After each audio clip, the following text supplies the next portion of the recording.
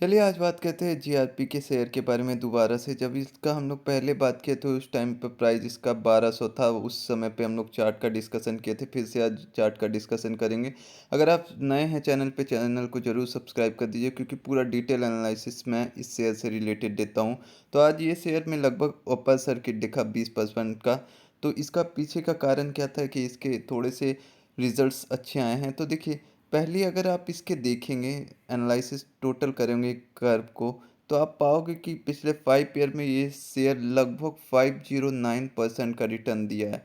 तो अगर आप यहाँ से देखो, जब से हम लोग ने इसका एनालिसिस एक बार पहले किया था, उस टाइम से शेयर लगभग लगभग 400% ऊपर है। अगर आप चार्ट को अच्छे से देख पा रहे हो तो अगर इसका कर्व भी देखोगे तो आपको पता चलेगा यहाँ से शेयर कुछ भी परफॉर्मेंस नहीं दे रहा था। उसके बाद लगातार एक एक्सपोनेंशियल में परफॉर्मेंस आई है इस शेयर की।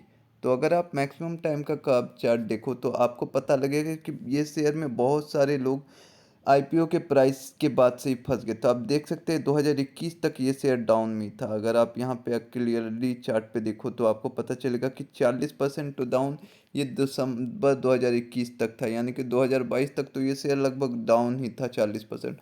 उसके बाद एक बहुत भयंकर तेजी आई और शेयर लगभग लगभग वहाँ से 500% ऊपर की ओर गया। अगर आप यहाँ से कर्व से पे नज़र डालोगे तो 531% उसके बाद शेयर गया ऊपर। तो पहले कितना डाउन पे गया अपने आईपीओ प्राइस के बाद, ये लगभग लगभग 40% डाउन पे गया। उसके बाद वो शेयर ऊपर की ओर गया। तो यह मैक्सिमम टाइम का कर्व है। अगर आप 5 ईयर का देखोगे तो एक्सपोनेंशियल नज़र आएगा, लेकिन अगर आप मैक्सिमम टाइम का देखोगे तो आप पाओगे कि ये शेयर ने लगभग 1600 का अपर हाई 2017 में ही बनाया था। उसके बाद काफ़ी दिनों बाद ही ये शेयर में ब्रेकआउट हुआ था। उसके बाद शेयर में काफ़ी अच्छी उछाल देखने को मिली। अगर आप इसके फंडामेंटल्स पे डालोगे नज़र तो पता चलेगा कि इसका फंडामेंटल में जो मार्केट कैप है वो 821 CR का है। तो 821 CR बहुत ही छोटा कंपनी है। ये अभी 1000 का भी इसका मार्केट कैप नहीं है। पी रेशियो जो है वो काफ़ी ज़्यादा का है, 60 का पी रेशियो। हालांकि अगर अगर मार्केट कैप बहुत कम होता है किसी शेयर का तो पी रेशियो हमेशा ज़्यादा ही आता है। इसके पीछे का लॉजिक ये है कि अगर प्रॉफिट दोगुना तीन गुना हो जाएगा, क्योंकि छोटे शेयर हैं तो हो सकता है जल्दी से हो जाता है कभी कभी। अगर हो जाता है तो उस कारण में अगर आप देखोगे तो ओवरऑल आपको पता चलेगा कि शेयर का पी रेशियो ऑटोमेटिकली घट जाएगा।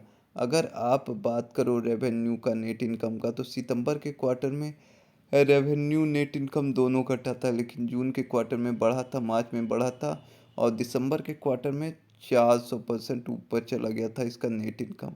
जबकि रेवेन्यू भी 22% ऊपर गया था। नेट प्रॉफिट मार्जिन भी 300% ऊपर था। तो बहुत तगड़ा रिजल्ट आया था दिसंबर में। मार्च में भी ठीक ठाक आया था, जून में भी अच्छा आया था, लेकिन सितंबर के क्वार्टर में अच्छा नहीं आया था। तो ये क्वार्टर के रिजल्ट जो अच्छे आए हैं उससे डिपेंड करता है कि ये शेयर के ऊपर जाने के चांसेस थे। यहाँ पे देखिए, बाइंग सेलिंग होल्डिंग की कोई सलाह नहीं दी जा रही है। ये बिल्कुल एजुकेशनल पर्पस के लिए। और मैं कभी भी छोटे जो भी मार्केट कैप की कंपनी रहता है उसमें अवॉइड ही करता हूँ अपना ज़्यादा पैसा लगाने से। अगर मुझे लगाना भी है मान लीजिए किस इस टाइप के शेयर में, तो मैं अपना 1 से 3% से ज़्यादा अपना टोटल पोर्टफोलियो वैल्यू का नहीं लगाता हूँ, क्योंकि जो मार्केट कैप जब तक कुछ अच्छा बड़ा नहीं होता तब तक मैं छोटे कंपनियों में ज़्यादा पैसा नहीं लगाता। इसका पीछे का कारण है क्योंकि अगर आप इसके चार्ट को देखोगे तो चार्ट से ही आपको पता चलेगा कि शेयर जब डाउन में आता है तो बहुत दिन तक डाउन में ही रहता है।